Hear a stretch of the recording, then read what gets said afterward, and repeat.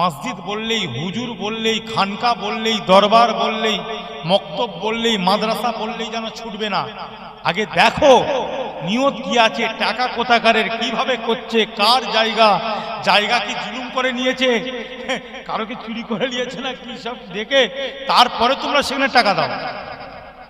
হারাম পয়সায় মসজিদ বানাচ্ছ, ফিতনার জন্য মসজিদ বানাচ্ছ, যাতে এলাকায় ফিতনা তৈরি হয়। তোমার নিয়ত হচ্ছে সেই, তোমার নিয়ত আল্লাহর ঘর নয়। কেন বলবে নিয়তের খবর তো আল্লাহ জানে, আপনি কি করে জানলেন? তোমার কারনামা, তোমার চলাফেরার সিস্টেম, তোমার কথাবার্তায় ফুটে উঠছে তো। মদিনায় ঘুরে এলে যেমন হাজি বলা যাবে না, জি, আর কেউ যদি মসজিদ বানায় ফট করে তার নামও করা যাবে না যে যে জান্নাতি একটা ঘর পাবে। আপনাদের কাছে আমার হাত জোড় করে অনুরোধ, এই ভিডিওটা পুরো দেখবেন। কেন এক শ্রেণীর মানুষ, তারা একজনের আবার ভক্ত বলে যাদের পরিচয় হয় আপনারা ভালোভাবে জানেন, তারা হুজুরের এই জলসা চলাকালীন স্টেজের সামনে এসে গালাগালি করছিল। কেন? হুজুর মসজিদের বিষয় বলছিল, তারই কারণে। আমার রিকোয়েস্ট আপনাদের কাছে, আপনারা এই জলসাটা পুরো শুনে কোনো জায়গায় কোনো প্র্যাকটিক্যাল থিওরিয়াল যদি কোনো ভুল ত্রুটি হয়ে থাকে সেটা আমাকে কমেন্ট বক্সে জানাবেন। আর হুজুরের এই বক্তব্য শুনে যে সকল অন্ধভক্তরা গালাগালি করছিলেন স্টেজের সামনে এসে, তাদের কাছে আমার দুটো জুতো জোড় করে অনুরোধ, তোমাদের একটু শিক্ষা অর্জন করার অভাব আছে।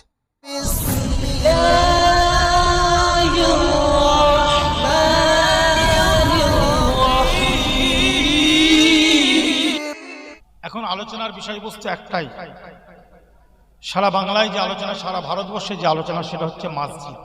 জোরে বলেন কি? বাবরি মসজিদ। কি মসজিদ?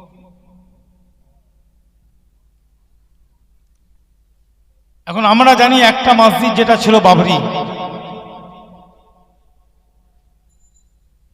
সে মসজিদটাকে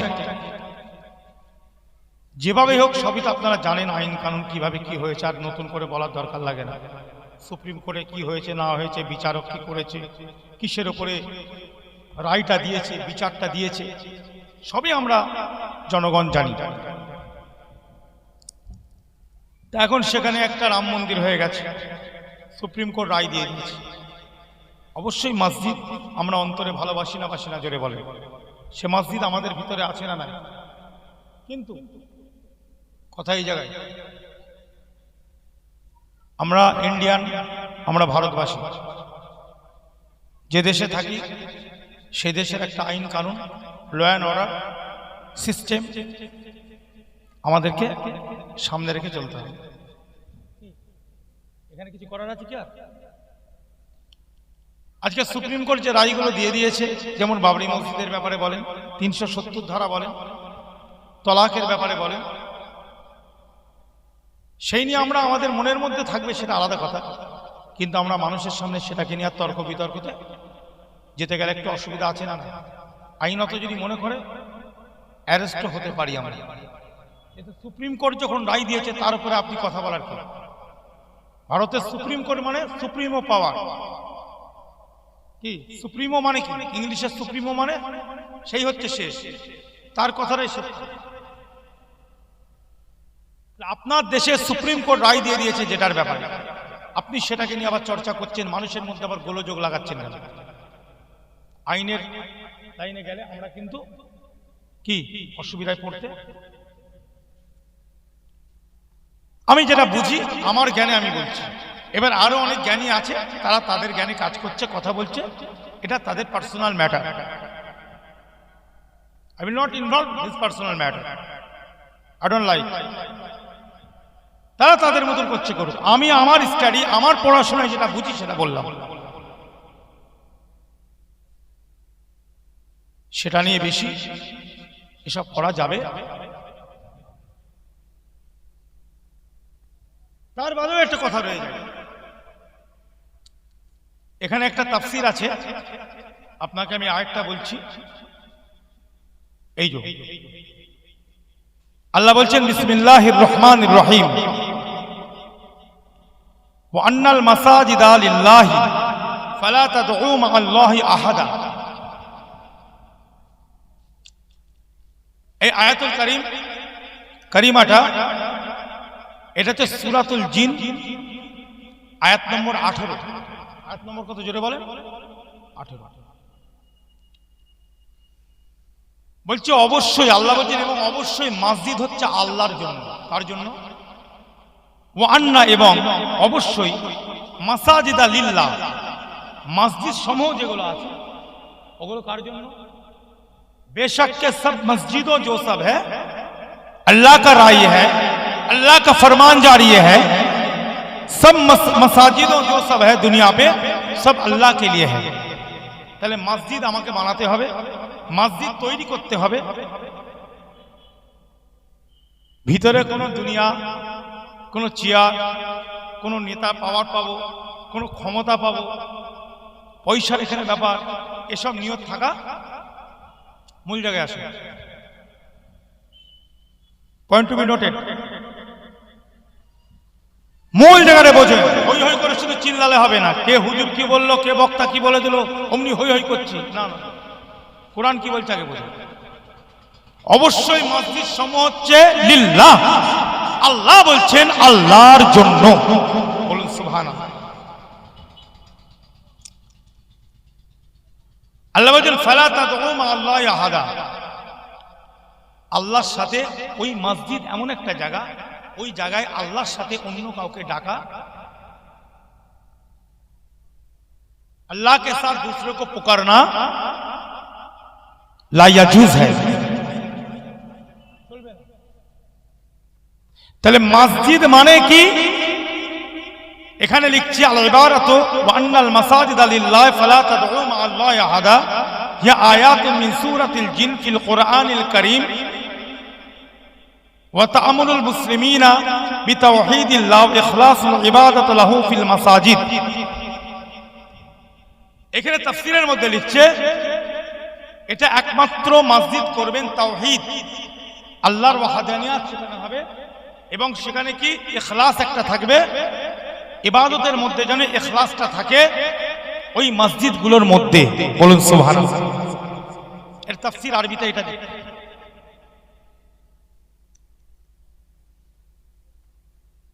যাই হোক, এবার আরো অনেক তাফসীর আছে, আলাদা আলাদা তাফসীর করেছে। কোনটা বলছে শারহুল আয়া ফালা তাদউ মা আল্লাহ, আলাদা তাফসীর করেছে। আল মাআনিল মুস্তানবিতাতু বলে আলাদা তাফসীর করেছে। তাওহীদুল ইবাদাতের আলাদা তাফসীর করেছে। ইখলাসুস সুজুদের আলাদা তাফসীর। এই বিরাট তাফসীর। আমি অত লম্বা চওড়ায় যেতে চাইছি না। আমি মূল কথাটা বলতে চাইছি, যেখানে এই আয়াত থেকে আমরা যে শিক্ষাটা পাচ্ছি যে মসজিদ সমূহ কিন্তু আল্লাহর জন্য। এখানে অন্য কোনো নিয়ত ভিতরে থাকা চলবে, এখানে কোনো নোংরা টাকা লাগানো যাবে, এখানে কোনো হারাম সুদ ঘুষ কি বিভিন্ন মুশরিকি পয়সা, হারাম পয়সা, যে কোনো যে পয়সা আমাদের জন্য বৈধ নয়, এই পয়সা লাগানো যাবে ব্যাস। কেউ যদি মনে করে একটা কোনো ধর্মগ্রন্থ বা একটা কোনো ধর্মস্থান, পৃথিবীতে অনেক ধর্ম আছে না নাই বলে আছে তো, এটা মানুষকে একটু বোঝার দরকার আছে। পৃথিবীতে অনেক ধর্ম, যেমন ধরেন সিনেগগ, ইহুদিরা সেখানে তাদের ধর্মের কাজ করে, তাদের ধর্মতে যে আছে সেগুলো তারা ওখানে গিয়ে করে। যেমন ধরেন গির্জা, যেটা চার্চ, খ্রিস্টানরা সেখানে গিয়ে তাদের ধর্মের যেটা সেটা কাজ করে। টেম্পল, সনাতন ভাইরা তাদের ধর্মের সেখানে গিয়ে কাজ করে। গুরুদুয়ারা, পাঞ্জাবি যারা আছে তারা তাদের ধর্মের সেখানে গিয়ে কাজ করে। ধর্মস্থান তারা কোন টাকা দিয়ে বানায়, কিভাবে বানায়, তাদের ধর্মস্থান বানাতে গেলে কি কি নিয়ম কানুন আছে আমাদের কি জানার দরকার আছে? তাদের ধর্মস্থান তারা কি টাকা দিয়ে বানাচ্ছে না বানাচ্ছে, কিভাবে কি করছে না করছে, সেটা তাদের ধর্মের ব্যাপার, তাদের ফান্ডামেন্টাল ব্যাপার, তাদের ধর্মের মৌলিক ব্যাপার। এখন কোন মুসলমান বা কোন মানুষ, বিশেষ করে মুসলিম সম্প্রদায়কে আমি বলবো, তারা যদি বলে কেন অমুকের ধর্মস্থান অমুক হচ্ছে, তাহলে আমাদেরটা কেন হবে না? একজন আলিম যদি আপনি হন, একজন মুফতি যদি আপনি হন, একজন যদি মুফাক্কির আপনি হন, একজন যদি সত্যিকারের আল্লামা যদি আপনি হন, তাহলে আপনাকে একটু ভেবেচিন্তে কথা বলার দরকার আছে না? না অমুক মন্ত্রী অমুক জায়গায় অমুকটা করে দিচ্ছে, মন্ত্রী আমাদের জন্য একটা মসজিদ বানিয়ে দেন। আরে মন্ত্রীর পয়সাটা হালাল না হারাম তুমি দেখবে না? মসজিদ মন্ত্রী অমুক ধর্মের ধর্মস্থান বানিয়ে দিচ্ছে বলে সেই মন্ত্রী তোমার মসজিদ বানিয়ে দেবে? তুমি সেই মন্ত্রীর টাকা নিয়ে মসজিদ দিয়ে সেই মসজিদে নামাজ পড়বে? তাহলে মুফতিদের কাছে ফতোয়া নিতে হবে, তাই না? সব জায়গায় তুমি ধর্মের সাথে যদি রাজনীতির কালারকে যদি গুলিয়ে ফেলো, ঝামেলা আছে না? আমি কিন্তু একটা আয়াত বললাম, এখনো 3-4টে মসজিদের আয়াত, কিন্তু আমি আর বেশি বলবো। একটাতে যখন কাজ সেরে যাচ্ছে আর 2-3টে দেওয়ার দরকার, জোরে বলে, এতেই কাজ সেরিয়ে দিচ্ছে। এদের ভালো করে ঘাগুলো একদম ওষুধ দিয়ে মিটিয়ে দিচ্ছে। দেখেন অপারেশনে যাওয়ার দরকার। আশা করি আল্লাহ যদি হিদায়াত করে, কেন হিদায়াতের মালিক তো আমি নয়। কেন এখন আমি এই কথা বলবো, এরকমও কিছু উজবুক আছে শুধু বলছে ও অমুক, ও খারাপ, এ খারাপ। আরে বাবা, তোর মুসলমান কম ঠিক আছে, তুই নিজে তো খারাপ। তুই তো কমেন্টে গালিগালাজ করিস, তোর তো পেটে এলেম নেই। একটা ভালো কথা বললে সেটাই, আমি এই কথাটা বলছি, দেখবেন কাল থেকে আমাকে গাল দেবে কমেন্টে, বলবো অমুকের দালাল। আমি এখানে ওপেন বলে এরা ইউটিউব করুক, আমি বলে দিচ্ছি এই ইউটিউবে আমাকে দেখবেন কতজন গাল দেবে। আমার মুসলমান দেবে, অন্য ধর্মের লোক দেবে, অন্য ধর্মের লোক দেবে। আমি কিন্তু কারো দালালি করিনি, কোনো পার্টির কথা বলিনি, কিচ্ছু করিনি। শুধু আমি মসজিদের একটা ব্যাখ্যা দিয়েছি, মসজিদটা কি, মসজিদ আল্লাহর ঘর বানাতে গেলে কিভাবে বানাতে হবে, এতেই দেখবেন আমাকে কতজন গালিগালাজ করে। আমি এটা ওপেন বলে দিচ্ছি। কত নোংরা নোংরা ভাষা বললাম, আর আমাকে গালি দিলে কোনো অসুবিধা নেই। দেখেন আমার রাসূলুল্লাহ থেকে কি আমি বড়? আমার নবী পাকের থেকে আমি বড়? আমার সাহাবাদের থেকে আমি বড়? আমার 4 ইমাম, 4 পীরানি পীর, যত বড় বড় আউলিয়া কেরাম, আল্লামা রুহুল আমিন হুজুর, দাদা হুজুর, 5 হুজুর যত বড় বড় ছিলেন, তাদের থেকে তো আমরা বড় না। তাদেরকে মানুষ গালিগালাজ করেছে, নবী পাককে মানুষ গালিগালাজ করেছে, নবী পাককে মানুষ মেরেছে। যখন গালিগালাজ করে আমাকে, আমি তখন চিন্তা করলি আমার নবীর থেকে তো আমি বড় নয়। ভালো কথা বলতে গেলে, সঠিক কথা বলতে গেলে ওসব গালিগালাজের দিকে কান দিলে হবে না, ওগুলোকে ছোট মনে করে যা করছে কাজ করে বেরিয়ে যেতে হবে। কথা ঠিক না ভুল? সততার কথা বলে দিয়ে বেরিয়ে চলে যেতে হবে। কে গাল দিচ্ছে, কে কি করছে, অত যদি টেনশন নিতে যায় তাহলে আর কাজ করা যাবে না। কিন্তু ঘুরিয়ে আমি গালিগালাজ করব, আমি গালিগালাজ কেন? আমি হচ্ছে নবীর উম্মত, আপনারা হচ্ছে নবীর উম্মত, জোরে বলুন। আমি এটার বিরোধী।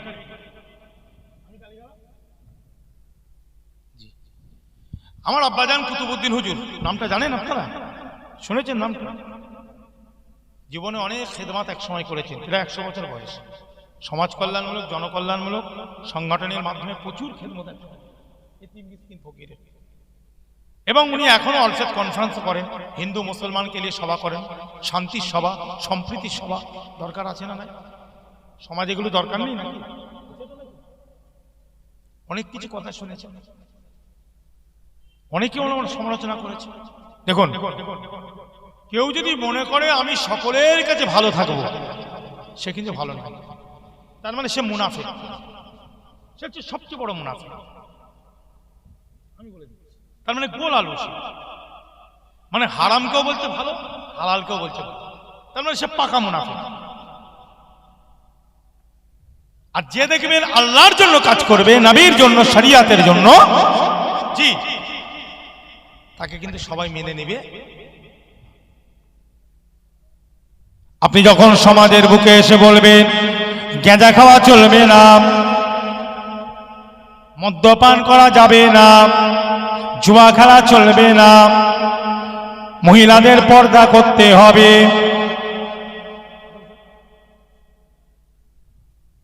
এক শ্রেণীর মানুষ কিছু না বলুক, তাদের কাছে যারা এর মধ্যে নাই, যেগুলো বলছি এইগুলো যারা কাজের কাজই, তাদের কাছে কি কথাটা ভালো লাগবে? তখন সে বলবে আম্মার হুজুরকে কেন এনেছিস, ওকে বাদ দে। কথাটা বুঝবে? তাহলে কি ইসলামের কথা বলা যাবে না? বলেন, বলা যাবে? মুজাদ্দেদ জামান দাদা হুজুর পীর কেবলা ওসিও একটা গাইড বুক।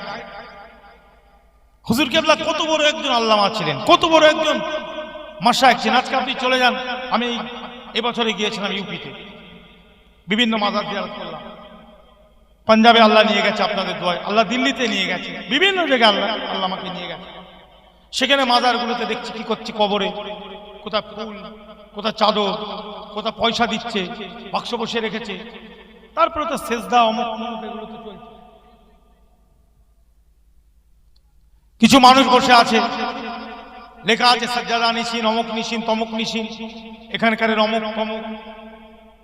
কিন্তু বলেন আজকে এখনো পর্যন্ত সারা ভারতবর্ষে আপনি মাজার কবরগুলোতে যাবেন, পরিস্থিতি এখনো আল্লাহ শুকর ফুরফুরার দরবারে, মুজাদ্দেদ জামানের দরবারে হুজুরের মাজার এখনো পর্যন্ত আল্লাহর ইচ্ছায় শরীয়তের উপরে দাঁড়িয়ে আছে। যেটা বলে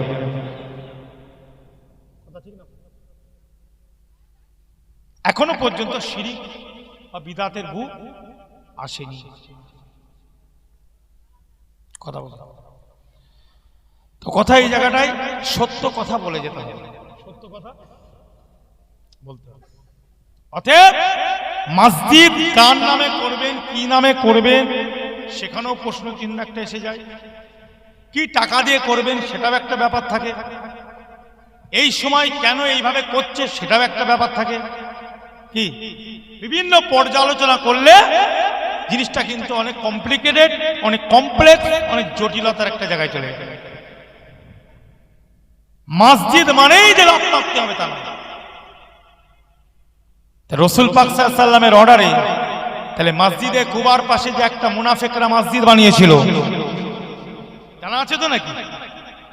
মসজিদে দেরা, জি, তাহলে ওই মসজিদটাকে রাসূল পাক সাল্লাল্লাহু আলাইহি ওয়াসাল্লাম আল্লাহ বললেন ওখানে হচ্ছে জেরার মসজিদ, ওখানে এই ব্যাপার চলছে। কুবা মসজিদটাকে নষ্ট করার চক্রান্ত, মুসলমানদের মধ্যে একটা তাফরিক করার চেষ্টা চালাচ্ছে, একটা ভাগ করার, একটা বিভেদ বিভাজন তৈরি করবে, সমাজের মধ্যে একটা ফিতনা তৈরি হবে। এখান থেকে আমরা যেটা পাচ্ছি, সমাজের মধ্যে একটা ফিতনা তৈরি হতে পারে, সমাজের মধ্যে একটা মারামারি তৈরি হতে পারে, সমাজের মধ্যে একটা ঝগড়াঝাটি হতে পারে, একটা খুনোখুনি হতে পারে, একটা ভাগ হয়ে যেতে পারে। অতএব ওই মসজিদে যাওয়া যাবে না। আল্লাহ রাসূল কিন্তু গেলেন, মসজিদটাকে পুড়িয়ে দেওয়ার হুকুম দেওয়া হয়েছিল। তাহলে আল্লাহর ঘরকে পুড়িয়ে দিয়ে যাচ্ছে কেন? মসজিদকে পুরানো যায়, কিন্তু মসজিদকে পুরানো হচ্ছে, ওখানে যাওয়া যাবে না। কেন? মসজিদ নামটা মসজিদ, কিন্তু ভিতরে নিয়তটা কি? নিয়ত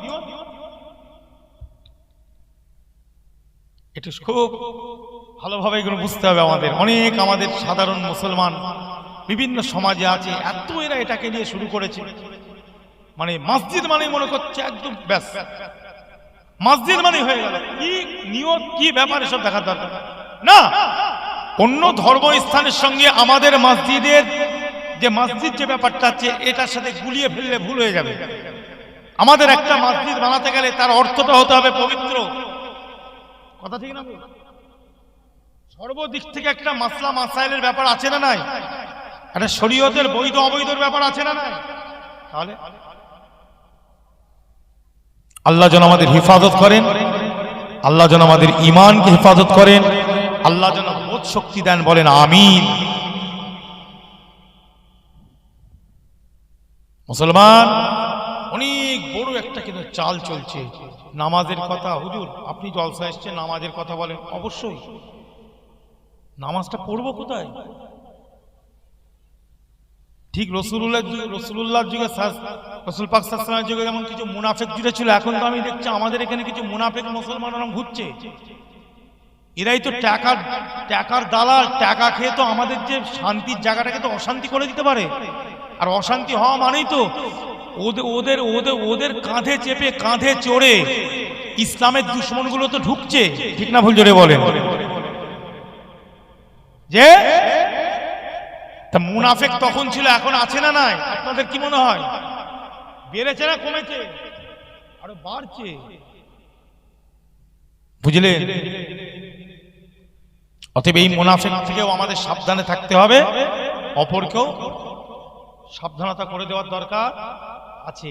এই জন্য এই জায়গাটায় আমাদের বসা, আমরা বক্তারা এই জায়গায় বসে সাবধান করব, কোরআনকে সামনে রেখে, শরীয়তকে সামনে রেখে, কি সুন্নাত ইজমা কিয়াসকে সামনে রেখে আমরা তাদেরকে সাবধান করব, খুব সাবধান। মসজিদ বললেই, হুজুর বললেই, খানকা বললেই, দরবার বললেই, মক্তব বললেই, মাদ্রাসা বললেই যেন ছুটবে না।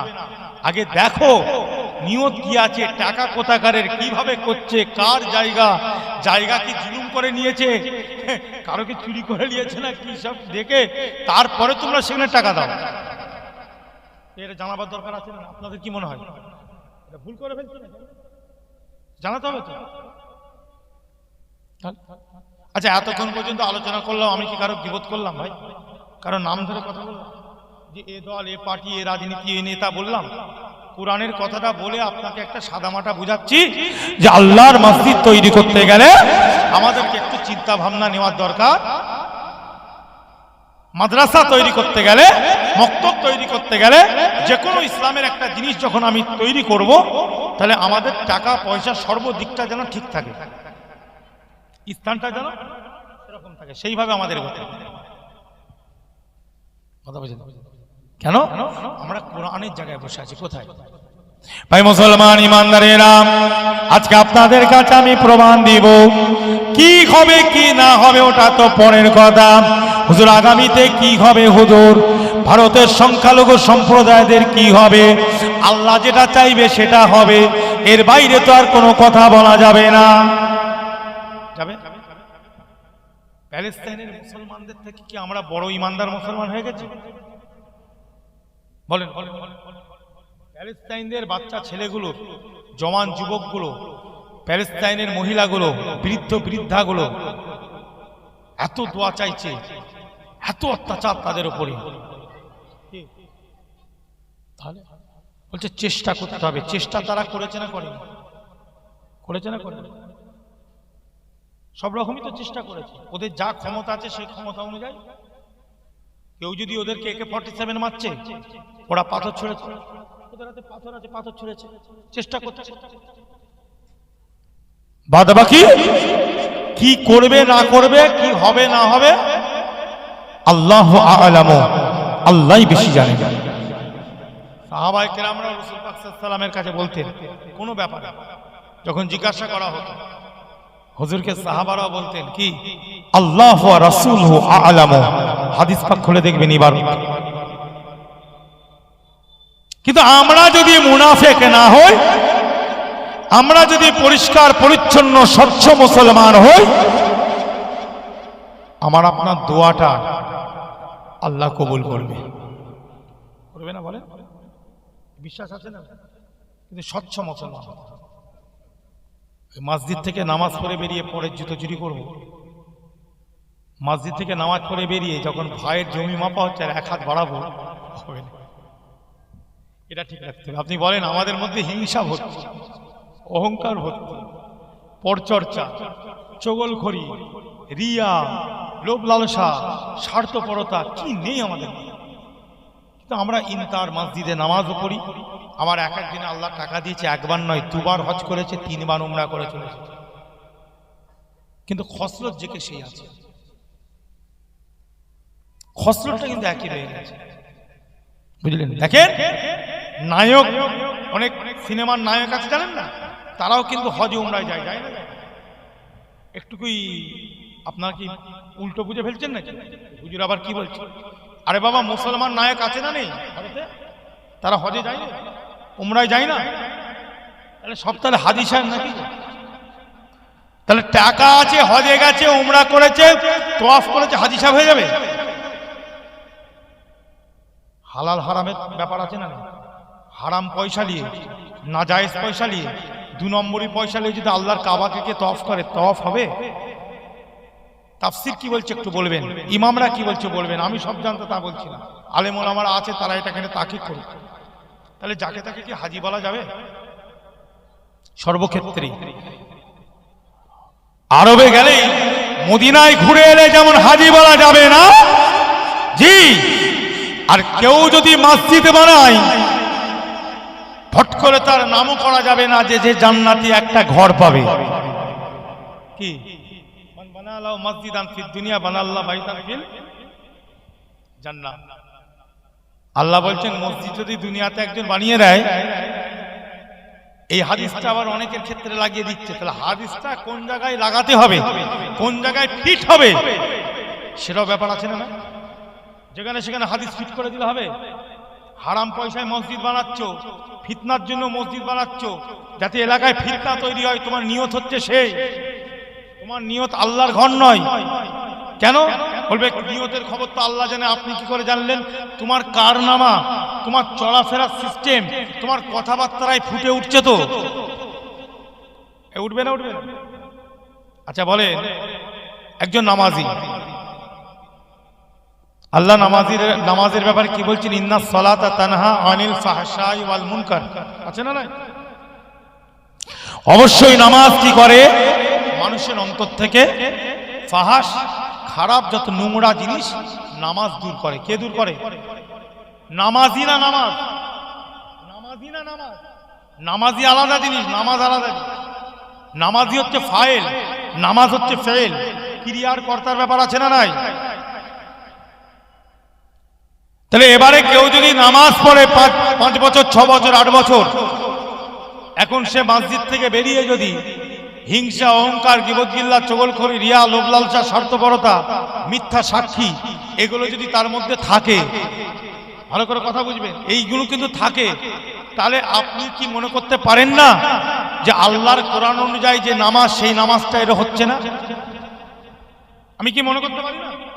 কেন আল্লাহ বলছে নামাজ তাকেই বলা হয় যে নামাজ তাকেই বলা হয় যে নামাজ যে পড়বে তার ভিতরে হিংসা থাকতে পারে, অহংকার থাকবে, চগলখড়ি করবে, গীবত করবে, পরচর্চা করবে, মিথ্যা কথা বলবে, হারাম খাবে, এতিম মিসকিনের মাল পেটে ভরবে, তাহলে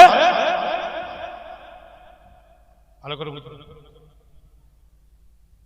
অতএব নামাজ পড়ে হুজুরে কালবের সঙ্গে নামাজ হচ্ছে। কেন আল্লাহ বলছেন নামাজ মানুষকে ভিতরে, মানুষের ভিতরে নোংরা ফাহাসগুলো কি করে? যারা বাজে জিনিসগুলো নামাজ দূর করে। জোরে বলেন। এর তো এখনো দূর হয়নি। এ তো দেখছি যে কে সে, এ তো হজ করে এসেছে, এ তো দেখছি হজ করে এসে হারাম খাওয়ার বেরিয়ে দিয়েছে।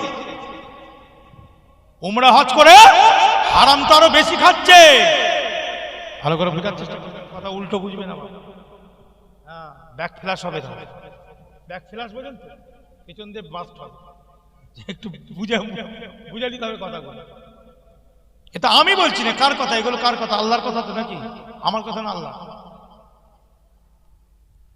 তাহলে প্রত্যেকটা জিনিস আল্লাহর আমল যেমন করতে হবে, আল্লাহর ইবাদত গুলো সেগুলো একটু ভালোবাসা, মহব্বতের সঙ্গে করার দরকার আছে না নাই? যেমন পীরের লাইন, হুজুরের লাইন, আলেমের লাইন, মুখে বললে আলেম নয়, মুখে বললে পীর নয়, মুখে বললে হুজুর নয়, তার কিছু সরছড়ায়ত আছে না নাই? সেগুলো যদি পাওয়া না যায়, তাকে কি পীর বলা যাবে? তাকে কি মুজাদ্দিদ বলা যাবে? তাকে কি মুহাদ্দিস বলা যাবে? তাকে কি মুফাসসির বলা যাবে? জি না। ঠিক অনুরূপ নামাজি তাকে বলবো, আল্লাহ তাকে নামাজি বলতে বলেছে। মানুষ কাকে বলে জোরে নয়। কোন মৌলানা, মুফতি, হুজুর, পীর সাহেব কাকে বললো উনি ভালো না, ওটা দলিল নয়। দলিল হচ্ছে আল্লাহ যাকে নামাজি বলেছে তাকে আমরা নামাজি বলবো। সে নামাজিটাকে, এই মুসলমান ইমানদারেরা, যার অন্তরের মধ্যে অহংকার থাকবে না, আল্লাহ নবী বলেন যাররা পরিমাণ, সরষে পরিমাণ কারোর ভিতরে যদি অহংকার থাকে, লা ইয়াদখুলুল জান্নাহ, সে জান্নাতে প্রবেশ করতে পারবে না। অহংকার যার থাকবে না, নামাজি নামাজ পড়ে, ইবাদত করে, তেলাওয়াতে কোরআন থেকে নিয়ে সব কিছু আমাল করে, ইবাদত বন্দেগী করে, হুকুকুল্লাহ, হুকুকুন নাসের আমাল করে, কিন্তু তার অন্তরে অহংকারটা নাই, তার অন্তরে হিংসাটা থাকবে না। আল্লাহ নবী, আল্লাহ রাসূল বলেন এমন আমল করেছে চিরজীবন আমল ইবাদত করলো, কিন্তু দেখা গেল অন্তরের মধ্যে হিংসা আছে, সর্ষে পরিমাণ হিংসা। আল্লাহ নবী বলেন, কাঠ যেমন আগুনের মধ্যে দিয়ে দিলে কাঠটাকে আগুন পুড়িয়ে নষ্ট করে ফেলে, ঠিক অনুরূপ কোন মুসলমানের অন্তরে যদি হিংসা থাকে, হিংসা থেকে হাসাদ থাকে, ঠিক অনুরূপ তার পূর্বের আমালগুলো সব নষ্ট হয়ে যায়। আমল থাকবে না, নষ্ট হবে। ভিতরে যদি কারো হিংসা থাকে, সে যত নামাজ রোজা যত আমল জীবনে করেছে, আল্লাহ নবী বলছে ওগুলো কাঠ যেমন আগুন কি করে, কাঠকে কি করে, কি করে, পুড়িয়ে শেষ করে দেয়।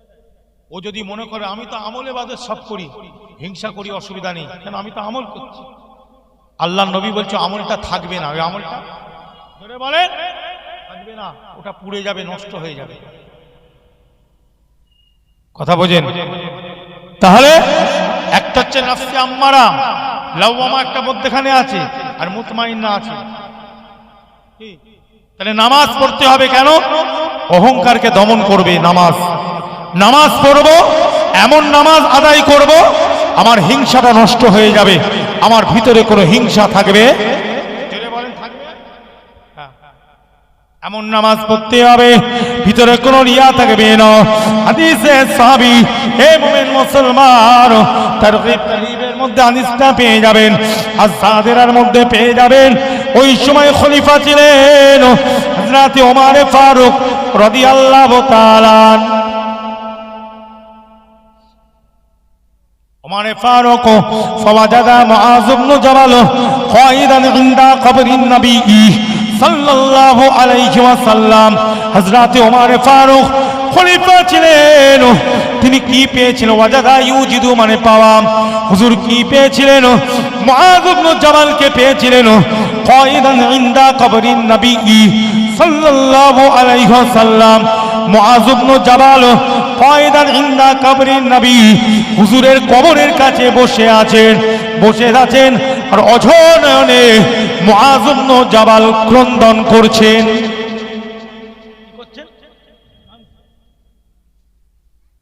ইনদা কবরিন নবী সাল্লাল্লাহু আলাইহি ওয়াসাল্লাম। ওমর ফারুক খলিফার মতন খলিফা ছিলেন, লিডারের মতন লিডার ছিলেন, নেতার মতন নেতা ছিলেন, প্রজাদের পয়সা মেরে খায়নি। কথা বুঝে যাচ্ছে? প্রজাদের হক কোনোদিন নষ্ট করেনি,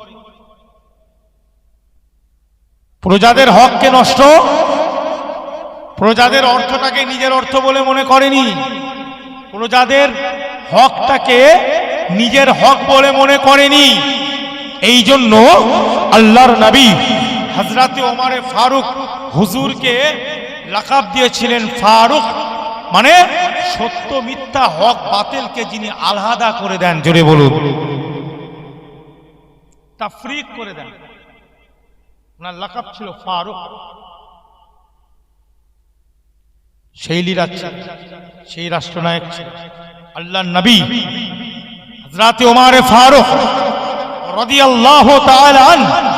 তার ব্যাপারে বলছেন, লাউ কানা নবিয়্যুন বাদি লাকানা ওমর ইবনুল খাত্তাব।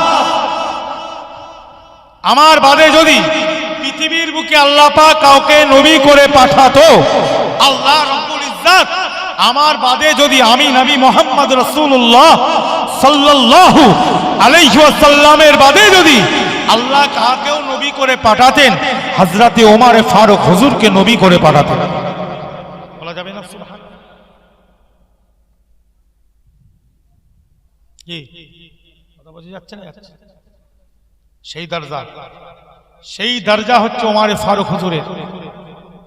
অনেক এরকমও কুরআনের আয়াতুল কারিমা নবী পাকের উপরে নাজিল হয়েছে, ওমর ফারুকের আলোচনার উপরে আল্লাহ নবীর সঙ্গে আলোচনা করেছেন। যেমন পর্দার ব্যাপারে ওমর ফারুক আলোচনা করেছিলেন হুজুরের সঙ্গে, হুজুর এরকম একটা ব্যাপার দরকার, উম্মুল মুমিনরা ঘুরছে, আমরা যাচ্ছি।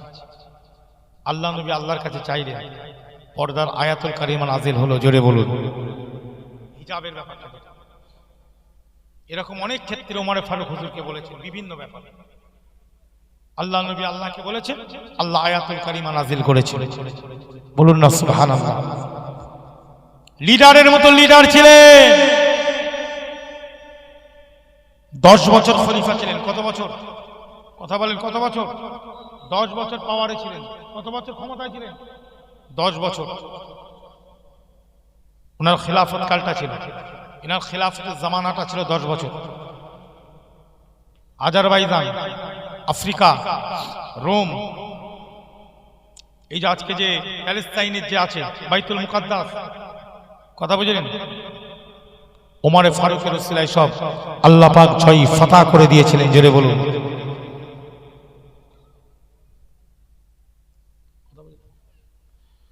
সেই ওমরে ফারুক রাদিয়াল্লাহু তাআলা আনহু, ওমরে ফারুক রাদিয়াল্লাহু তাআলা কি পেয়েছিলেন? মুআজ ইবনে জাবালকে। হুজুর পাক সাল্লাল্লাহু আলাইহি ওয়াসাল্লামের কবরের কাছে বসে মুআজ ইবনে জাবাল কাঁদছেন, ক্রন্দন করছেন। একজন খলিফা যদি এই অবস্থায় পায় আর একজন সাহাবীকে, তাদের মধ্যে কত মিল মহব্বত ছিল। আর আমাদের শুধু শুধু একজন আর একজনের উপরে বিরুদ্ধে কথা বলা, একজন আর একজনকে গালিগালাজ করব, একজন আর একজনের বিরুদ্ধে খিলাফে কথা বলবো, এই ছাড়া আমাদের আর কিছু। আর যত আগে যা ছিল ছিল, এখন এই কমেন্ট আর এই ফেসবুক হয়ে, মানে ফেসবুকের কমেন্ট যদি আপনি খোলেন, ওতে আমার মনে হয় ভদ্র ভাষা নেই। আপনি যদি একটা কথা দলিল দিয়েও বলেন, গালিগালাজ নয়, আপনাকে দেখবেন তলায় একজন গাল দিয়ে দিয়েছে, ও কোরআনকেও গাল দিচ্ছে।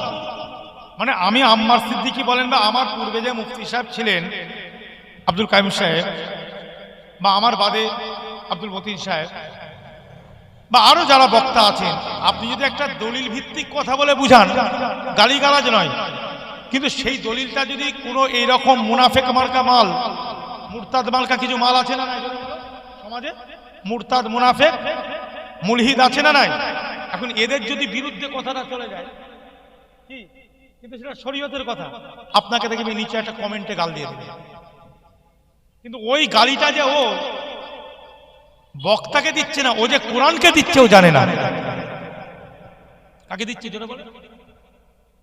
আমি যে আপনার কাছে আলোচনা করছি, এই পর্যন্ত যে কটা আলোচনা করেছি, কিছু কোরআন কিছু হাদিস আছে না এর মধ্যে?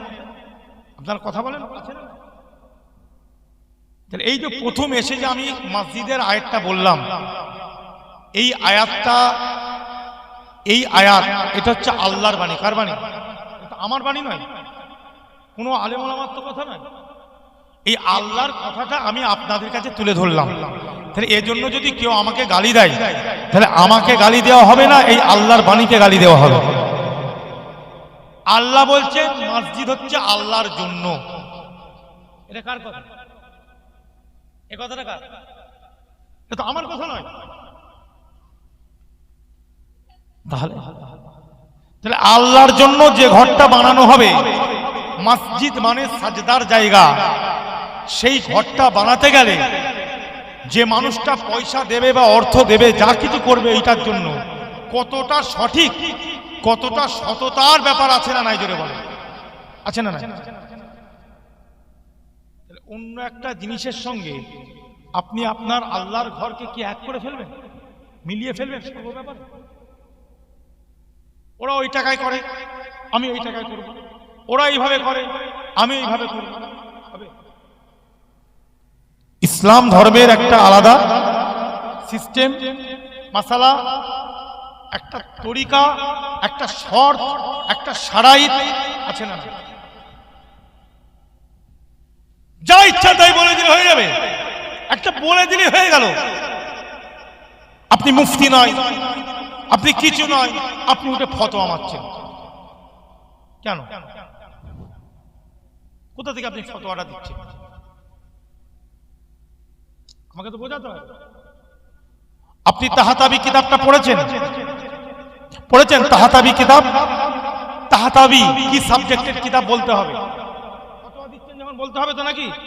আমি আপনার কাছে, আপনি মৌলানা ভাড়া করে কথা বললে হবে না, পেছনে মৌলানা ভাড়া করে রেখে নিজে পারবেন না, মৌলানা আপনি যখন ফতোয়া দিয়েছেন আপনাকে উঠে কাউকে না জিজ্ঞাসা করে বলতে হবে তাহাতাবি কোন সাবজেক্টের কিতাব বলতে হবে, বাজ্জাজিয়া কোন সাবজেক্টের কিতাব বলতে হবে।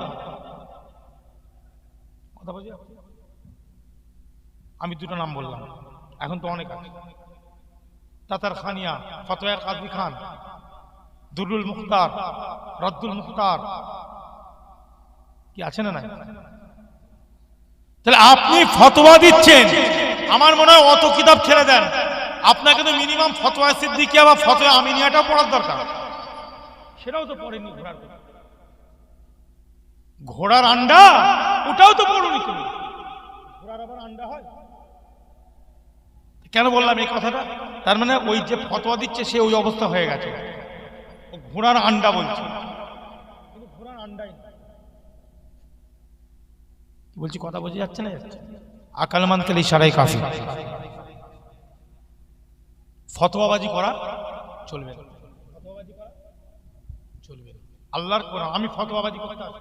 আমি কেন ফতোয়াবাজি করছি? আমি বলছি আল্লাহর কোরআন এটা লেখা আছে, আল্লাহর ঘর, আল্লাহর মসজিদ আল্লাহর জন্য হবে। ওই জায়গায় আল্লাহ ছাড়া কাউকে ডাকা যাবে? জোরে বলেন, আল্লাহ ছাড়া কাউকে ডাকা, ওখানে আল্লাহ ছাড়া কিছু নয়। তাহলে যেটা আল্লাহ ছাড়া কাউকে ডাকা যাবে না যে ঘরে, সেই ঘরটা বানাতে গেলে অর্থটা কি সুদের ঘুষের 2 নম্বরই অর্থ দিয়ে বানিয়ে দিলে হবে? আপনারা কমন মাইন্ড কি বলেন, সাধারণ ব্রেন কি বলে? এটা যুবকদেরকে বুঝতে হবে। এটা কোরআনের কথা বলছে। কার কথা? আবার বলছে এটা কার কথা? আবার বলছে এটা কার কথা? ভাই মুসলমান ইমানদারেরা, এই জন্য আমি বলি শুধু মসজিদ বানালে হবে না বাপ, শুধু নামাজ পড়লে হবে না, সেটা পরিষ্কারভাবে আল্লাহ কবুল করবে কিভাবে, আল্লাহর কাছে কবুলিয়াতের দরজা পাবো, সেই নিয়ত, সেই জিনিসটা রাখার দরকার আছে না নাই? জোরে বলুন। মুসলমান ভাইরা, এই ইমানদারেরা, এই জন্য আপনাদেরকে আমি সতর্ক করি, মুনাফিক হইতে সাবধান, মুরতাদ হইতে সাবধান, মুরতাদ হইতে সাবধান।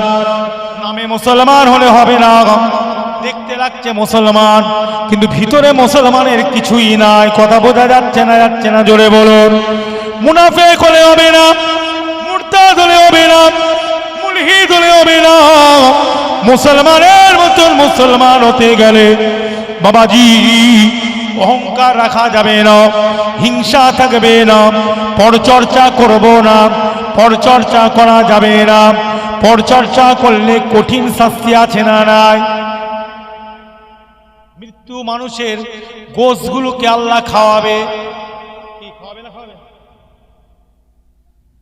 এই মুসলমান ইমানদারেরা, রিয়া করা যাবে না, লোক দেখানো ইবাদত চলবে না।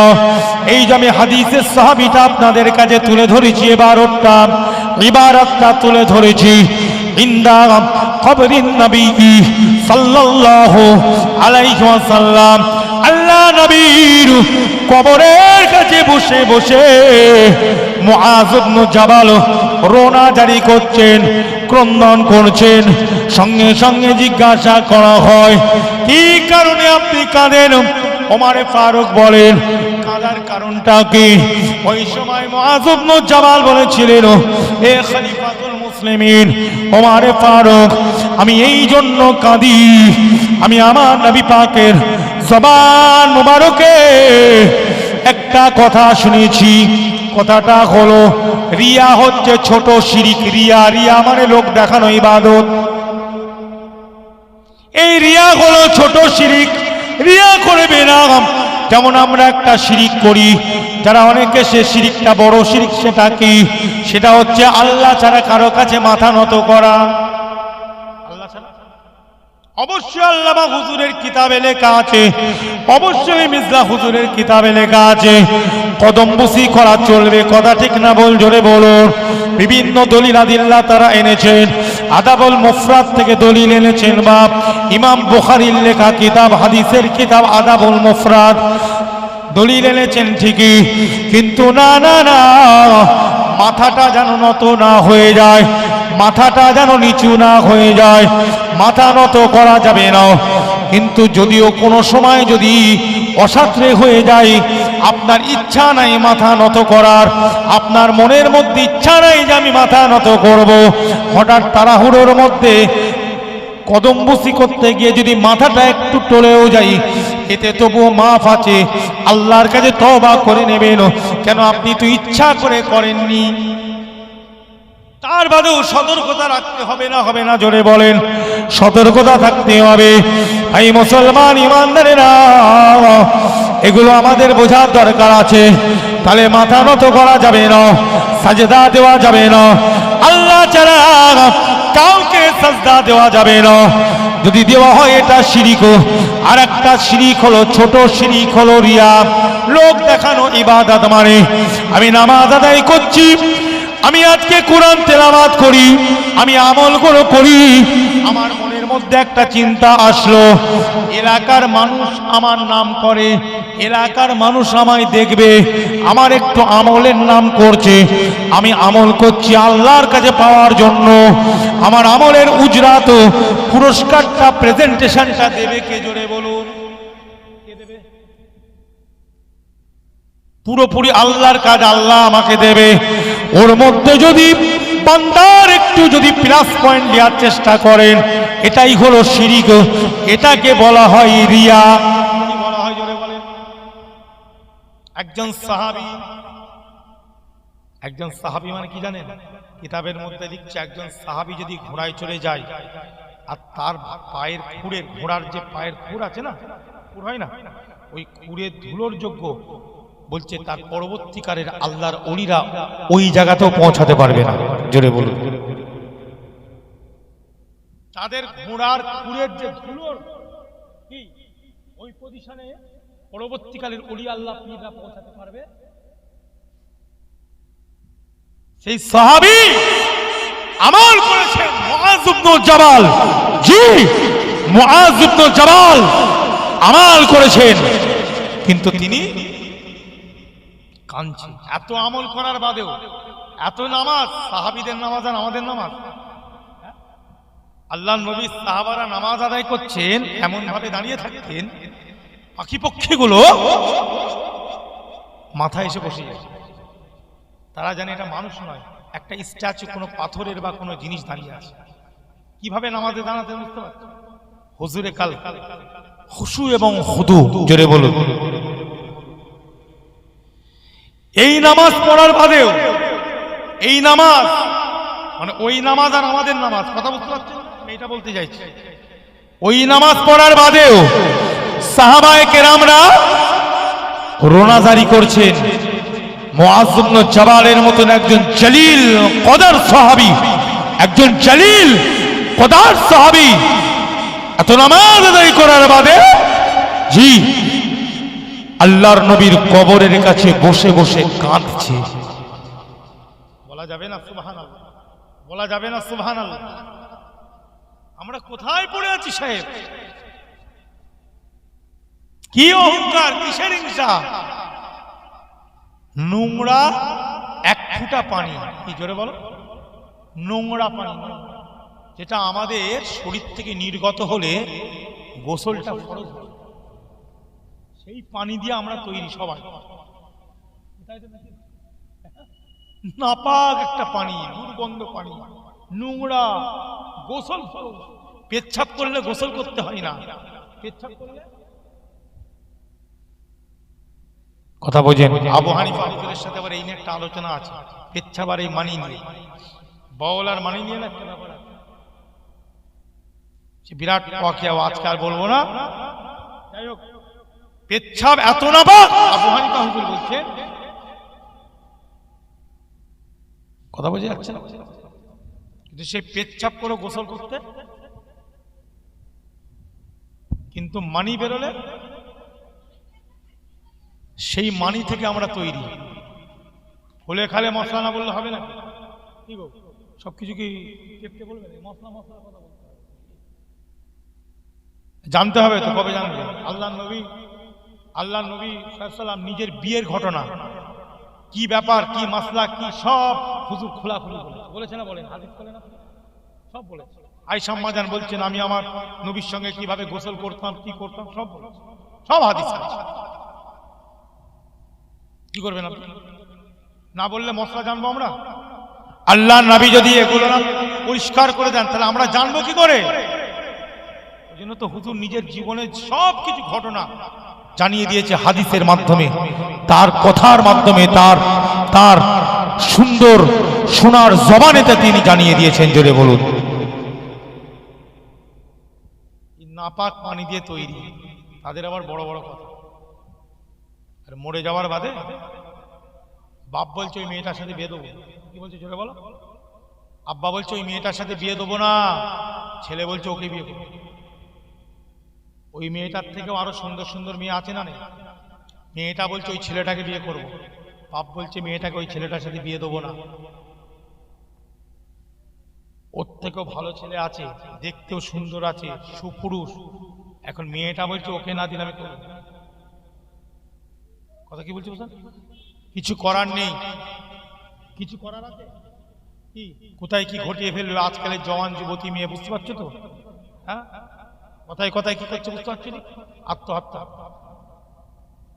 বাপ মা মুরব্বী সব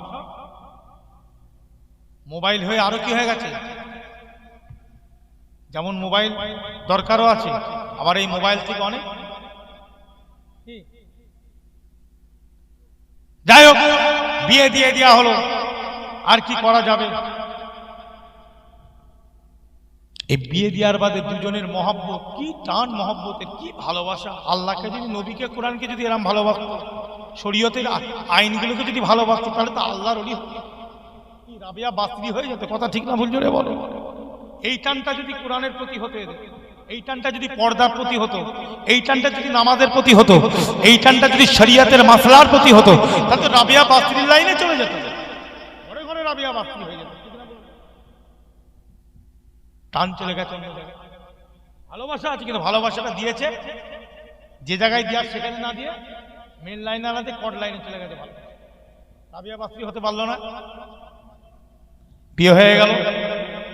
এখন এই স্বামী স্ত্রীর মধ্যে একজন যদি মারা যায়, এত ভালোবাসা, এই চৈত্র মাসে, বৈশাখ মাসে, জ্যৈষ্ঠ মাসের গরমে যদি মরে, ভাই গরমে 2 দিন 3 দিন যদি রেখে দেওয়া হয়, আস্তে আস্তে পচবে না, আরো টাটকা হবে। কথা বললাম, টাটকা হবে। এখন আবার বেরিয়েছে ইলেকট্রিক ফ্রিজ, তাই তো নাকি? বাইরে আছে, প্লেনে করে আসবে, ছেলে একদিন রেখে দে, ছেলেটাকে দেখাতে হবে। সুগার রোগে মরেছে। কি রোগে? সুগার রোগে মরা মানে ডাক্তারি মতে, মেডিকেল লাইনে বলছে বেশিক্ষণ লাশ রাখা যাবে, জোরে বলে যাবে না, ফেটে ফুটে বেরিয়ে পড়তে পারে। কি মেডিকেল লাইন বলছে এটাকে? আল্লাহর ইচ্ছায় সবকিছু হতে পারে। আমি মেডিকেল লাইনে বলছি ভুড়ি টুড়ি ফেটে বেরিয়ে পড়তে পারে। অতএব সুগার রোগীদেরকে বেশি রাখা ঠিক নয়, এটা মেডিকেল সাইন্স। এখন এই গরমে যদি মনে আরো কঠিন, ঠান্ডাকালে মরলে তবু লাইন আছে, ঠান্ডাকাল অসুবিধা নেই। আর গরম, পচা গরমে মরলে কি? জি, এখন ওই জন্য কি হয়েছে, সব ফ্রিজ বেরিয়েছে। কি বেরিয়েছে জোরে বলেন? লাশ রাখা ফ্রিজ। যেমন আমাদের ফ্রিজে বরফ খাই, দেখেছো তো? কি গো, ওই লাশ ঢুকিয়ে দিলে ফ্রিজ চালিয়ে দাও কাঁচের মতো, ওর মধ্যে ও একদম ঠান্ডা হয়ে আছে, একদম ঠান্ডা, কোনো অসুবিধা, নো টেনশন। এখন কতদিন ঠান্ডা রেখে দেবে? পাথর হয়ে। এখন ওই মহাব্বতের বউ ভালোবাসা করে বিয়ে করলো, সে বলছে আর দেরি করিসনি, তাড়াতাড়ি পুঁতে দে। মহাব্বত কোথায় গেল? আল্লাহকে মহব্বত করলে, কোরআনকে যদি এই মহব্বতটা যদি আমরা দিতে পারতাম, আল্লাহর মহব্বত, ওই জিনিসটা যদি আল্লাহর প্রতি মহব্বতটা দিতে পারতাম, নবীর প্রতি যদি মহব্বতটা দিতে পারতাম, শরিয়াতের প্রতি যদি মহব্বতটা দিতে পারতাম, দুনিয়াতেও ভালো হতো, কবরেও ভালো হতো। আল্লাহ পাক ডান হাতে আমলনামাটা দিয়ে দিতে।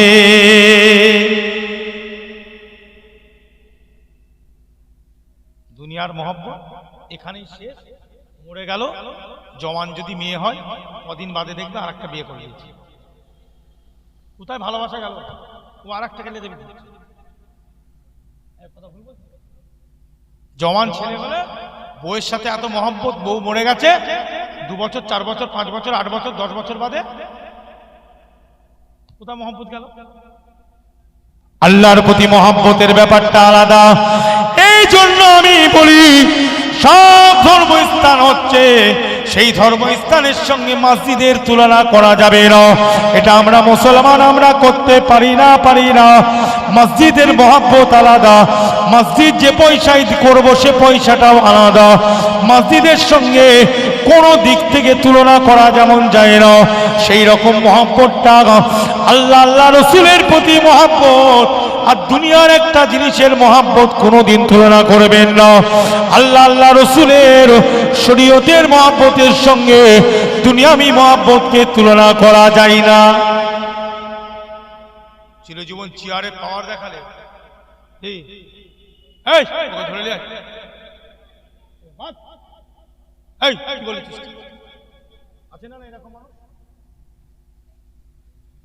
ছেড়ে দে, এই বুঝতে দিবি নি, কালকে যেন কাজ সাবার হয়ে যাবে।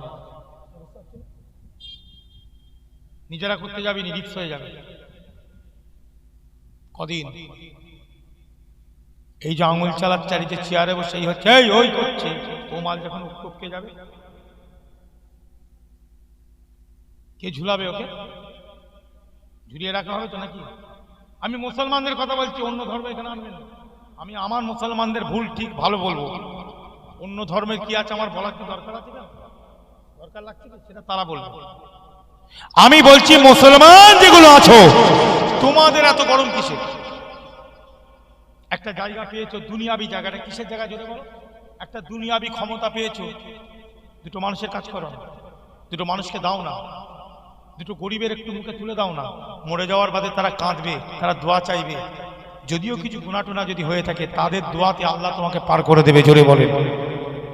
ওই মাজলুম গুলো কাঁদবে, ওই এতিম গুলো কাঁদবে, ওই এলাকার প্রজা যে অসহায় ছিল, তুমি তার ঘর করে দিয়েছো, তুমি তাকে একটা কিছু করে দিয়েছো, বিপদের সময় পাশে দাঁড়িয়েছো, হসপিটালে পয়সা নাই তুমি পাশে দাঁড়িয়েছো, তুমি মরে যাওয়ার বাদে ওই গরিব এতিমটা আল্লাহর কাছে কাঁদবে, আরে এই মানুষটা আমার অনেক কিছু করেছে। আর এই কথাটা যখন বলবে আল্লাহর আরশে পৌঁছে যাবে, আল্লাহ তোমার तमाम গুনাহগুলোকে মাফ করে দেবে। এটা কি তুমি চাও না?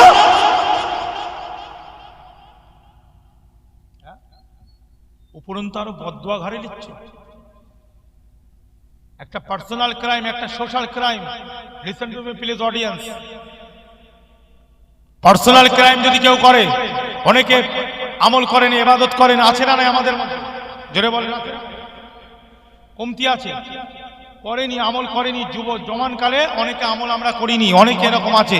আল্লাহ আমায় মাফ করে দেন, আল্লাহ আমায় ক্ষমা করে দেন, আল্লাহ আল্লাহর এই কাজটা করতে পারিনি, আল্লাহ আপনি এটা বলেছেন এটা করতে পারিনি, এইভাবে কাঁদছেন।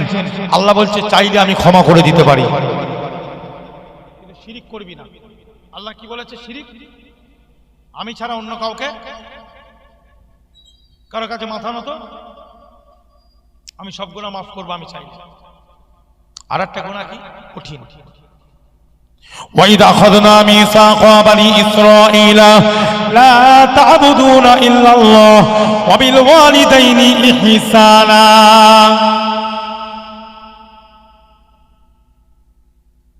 وذي القربى واليتامى والمساكين وقولوا للناس حسنا وقيموا الصلاة وآتوا الزكاة ثم توليتم إلا قليلا منكم وأنتم معرضون سبحان الله। এর মধ্যে সব একটা তাহলে শিরকের গুনাহ। কিসের গুনাহ? আল্লাহ পাক পার্সোনাল ক্রাইম করে ফেলেছি, আল্লাহ পার্সোনাল গুনাহ করেছি, আল্লাহ আমি অনেক গুনাহ করে ফেলেছি। আল্লাহ হুকুকুল্লাহ, আল্লাহ আপনার হক ঠিক মতন আদায় করতে পারিনি, আপনি যেগুলো বলেছিলেন সেগুলো করিনি। আল্লাহ পাকের কাছে আপনি ক্রন্দন করেন, সিজদায় লুটিয়ে গেলেন, তেলাওয়াতে কোরআন করবেন, তাসবিহ তাহলিল করছেন, ইস্তেগফার পড়বেন সব সময়, আস্তাগফিরুল্লাহ পড়েন, আল্লাহ পাক চাইলে রহমান ও রহিম মাফ করে দিতে পারে।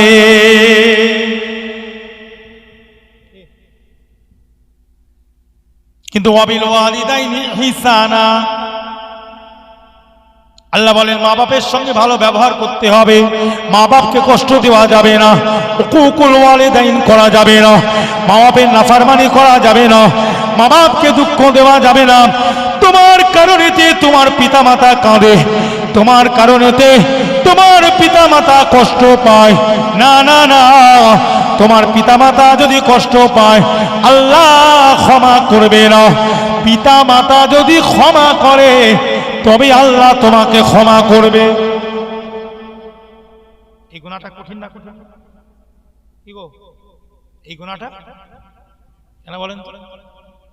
এটাও কিন্তু হুকুকুল ইবাদ। যেটা বলেন কি বাপ মা কি বান্দা বান্দি তো নাকি? আপনি বাপ মাকে কষ্ট দিয়েছেন, হুকুকুল ইবাদ। এটা কিন্তু হুকুকুল্লাহ নয়, হুকুকুল ইবাদের গুনাহ।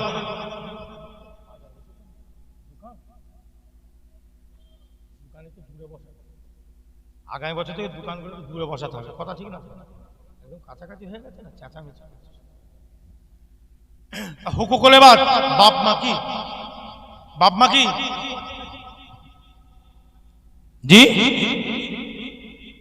মাল হাক্কু ওয়ালিদাইনি আলা ওয়ালাদিহিমা, আল্লাহ রাসূল বললেন হুমা জান্নাতুকা ওয়া নারুক। বলা যাবে সুবহানাল্লাহ। মা বাপের মধ্যে হক, সন্তানের প্রতি প্রশ্ন রাসূলুল্লাহ সাল্লাল্লাহু আলাইহি সাল্লামকে আল্লাহর নবী জবাব দিলেন, মা বাপ সন্তানের জন্য জান্নাত, মা বাপ সন্তানের জন্য জাহান্নাম। দুনিয়াতে যদি মা বাপের সঙ্গে ভালো ব্যবহার করো, দুনিয়াতে যদি মা বাপকে কষ্ট না দাও, দুনিয়াতে যদি মা বাপ তোমার কথায় তোমার কাজে যদি খুশি থাকে, এমন মুসলমান ইমানদারেরা মা বাপ তোমার উপরে খুশি, তোমার কাজে তোমার কর্মে তোমার কথায়, সেই জন্য আল্লাহ তোমাকে তুমি সন্তান তোমাকে জান্নাতি করে দেয়। মা বাপকে রাজি করতে হবে। তুমি যত বড়ই পণ্ডিত হও, আমি যত বড়ই বক্তা হই, আমি যত বড়ই মুহাদ্দিস হই, আমি যত বড়ই মুফাসসির হই, আমি যত বড়ই হুজুর পীর হই, মা বাপ যেন আমার উপরে, মা বাপ যদি নাজায়েজ হারাম কাজে লিপ্ত থাকে, কোনো হারাম কাজ, সন্তান কি মা বাপকে মারতে পারবে? আমার কথা বলছি মাসলা। মা বাপ যদি একটা খারাপ কাজ করে, মানে শরীয়ত বিরোধী কাজ মা বাপ করছে, সন্তান কিন্তু তার গায়ে হাত দিতে পারবে? পারবে? পারবে। বোঝাতে হবে, মা বাপকে বোঝাতে হবে। মা বাপের ওই নীতিটা নেওয়া যাবে, ওই নীতিটাই খারাপ, যে হারাম জিনিসটা নেওয়া যাবে ওটা নেব। কিন্তু মা বাপকে আপনি কি বেইজ্জতি করতে পারবেন? মা বাবার সঙ্গে বেয়াদবি করতে পারবেন? মা বাপকে মারধর করতে পারবেন ছেলে হয়ে? পারবেন না। আবু হুরায়রা হুজুরকে আল্লাহর নবী বলছে তোমার মা অন্য ধর্মাবলম্বী হলেও, আবু হুরায়রা হুজুর বলছেন আমার মা হুজুর একটু অন্য লাইনে, আমার লাইনে নেই, তবু আবু হুরায়রা তুমি তোমার মায়ের সঙ্গে খারাপ ব্যবহার করবে না, তোমার মায়ের সঙ্গে বিয়াদবি করবে না। আমি দোয়া চাইছি, আমি দোয়া চাই আল্লাহ যেন তোমার মাকে হিদায়াত দান করে। জোরে বলে হিদায়াত নাই, কিন্তু মা বাপের সঙ্গে খারাপ ব্যবহার করা যাবে?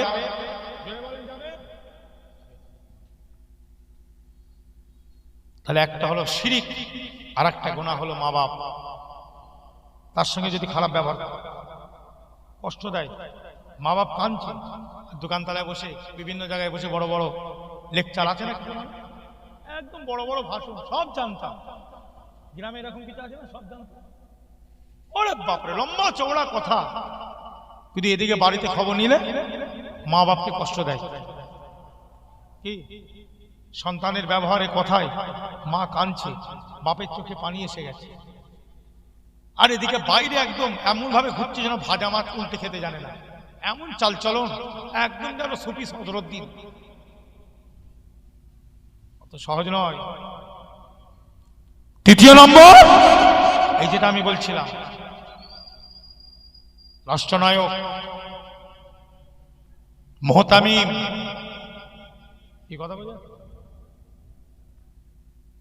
চাই বলে, যারা সমাজের একটা দায়িত্ব নিয়েছেন, যে কোনো একটা সংগঠন সংস্থা, যে কোনো একটা ইনস্টিটিউশনের আপনি দায়িত্ব নিয়েছেন, সেটাকে ঠিকভাবে দায়িত্বটা পালন করেন।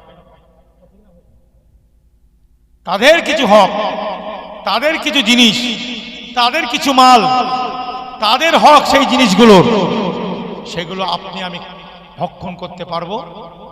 জোরে বলেন পারবো?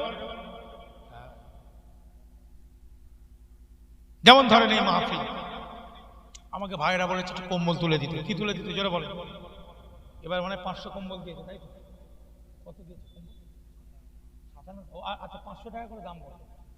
আমি ভুল হয়ে গেছে, 500 টাকা করে দাম, 57টা কম্বল দিয়েছে। তাহলে আগামী বছর কম্বল দেওয়া হবে না হবে না?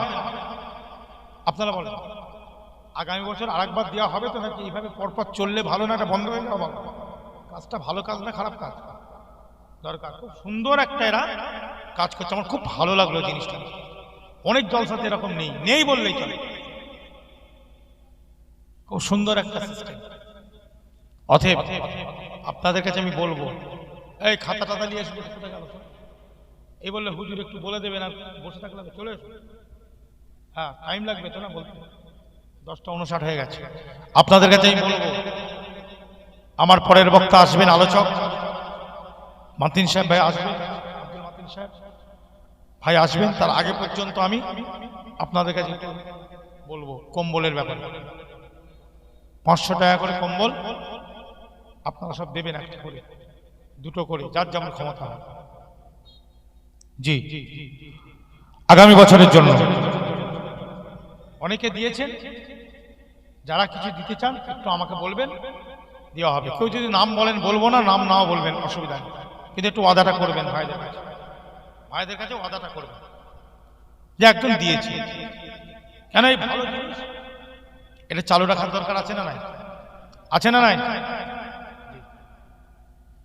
এই যে দেওয়া হচ্ছে, এই যে একটা কমিটি আছে মাহফিলের, আছে না না? আমি যেটা বোঝাতে চাইছিলাম, কমিটি আছে তো।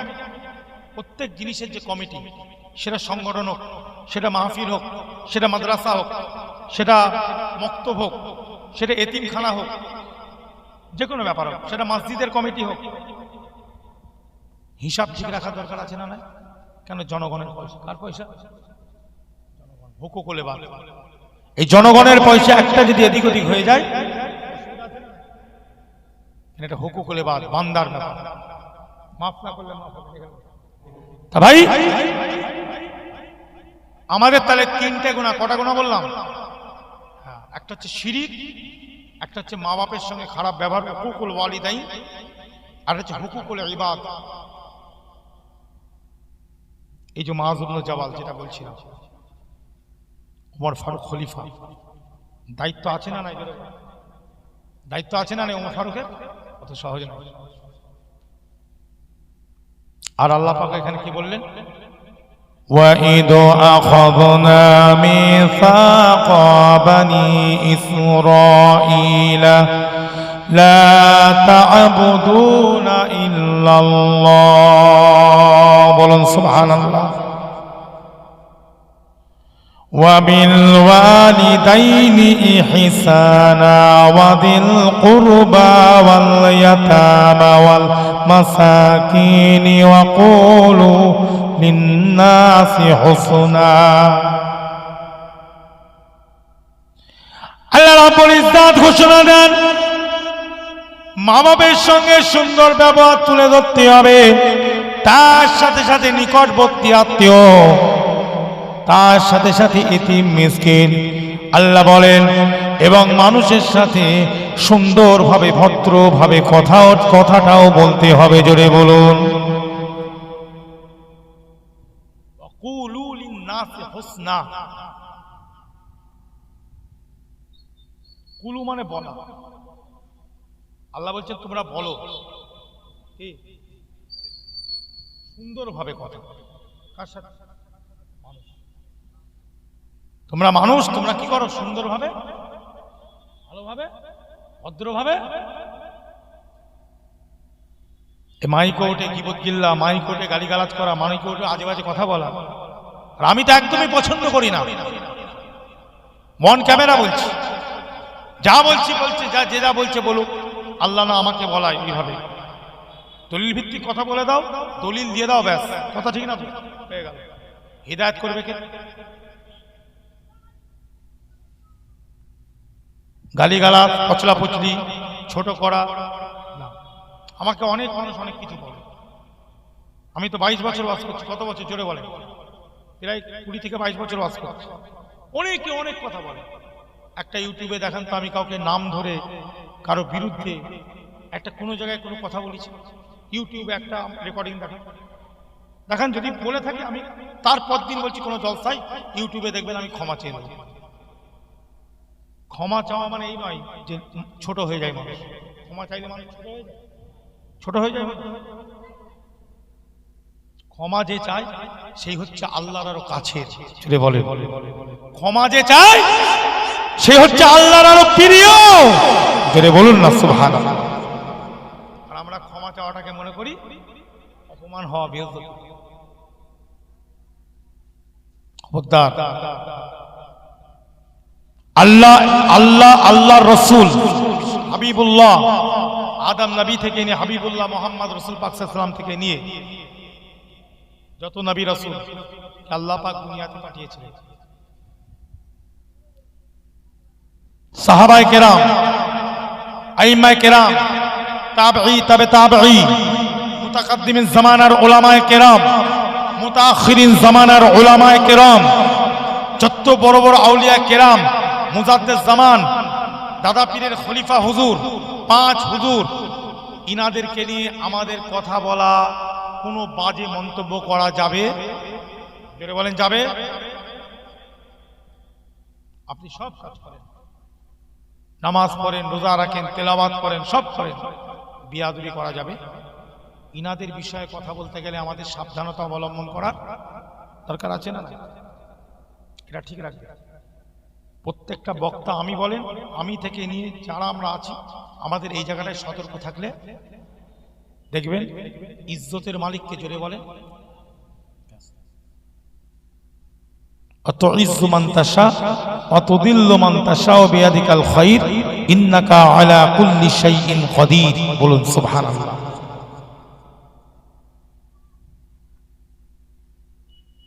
ইজ্জতওয়ালা মানুষ সে নিজেকে মনে করছে আমি এই জায়গা থেকে নিচেই যাব না, আমি চিরজীবন চেয়ারে থাকবো, আমি চিরজীবন ইজ্জতলে থাকবো না।